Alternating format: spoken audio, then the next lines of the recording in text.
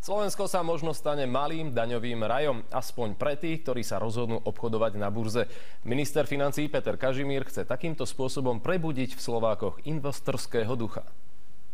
Ak dnes občan alebo firma na Slovensku potrebuje peniaze, vo väčšine prípadov sa v prvom rade obráti na banku. Minister Kažimír to chce zmeniť. Vo svete, v inom svete, má veľkú úlohu kapitálový trh, ktorý na Slovensku nie je rozvinutý. Slováci vraj málo obchodujú na burze cenných papierov. Cenným papierom je napríklad akcia, kúpou ktorej sa stanete spolumajiteľom vami vybranej firmy.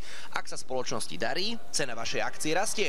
Zisk z jej predaja si budete môcť ponovom celý nechať. Zisk z tohto cenného papiera je oslobodený od dane a zároveň aj od povinnosti platiť zdravotný odvod. Za podmienky, že od kúpy a predaja cenného papiera uplynie aspoň rok. Štát chce totiž takto zvýhodniť dlhodobých investorov a nielen špekulantov, ktorí chcú rýchlo zbohatnúť. Obchodovanie si bežný človek bude môcť vyskúšať napríklad na akciách Slovak Telekomu, ktoré štát zámerne umiestňuje aj na slovenskú burzu. Aby sa ľudia naučili s týmto nástrojom pracovať. A prečo štát daňovo zvýhodňuje investorov? Jednoducho dúfa, že takto dosiahnuté príjmy neodtečú do zahraničia, ale že ich investori minú tu na Slovensku a tým pádom pomôžu našej ekonomike. Slovensko napríklad teraz má väčšinu firiem, ktoré sú vlastnené zahraničným kapitálom. To znamená, že následne aj tie dividendy odtekajú smerom do zahraničia a minuté sú napríklad tam. Začať obchodovať na burze pritom nie je technicky náročné. Stačí si otvoriť účet u jedného z obchodníkov s cennými papiermi alebo sprostredkovateľov. Ich zoznam vedie Národná banka. Treba však pripomenúť, že takéto obchodovanie v sebe nesie aj určité riziko.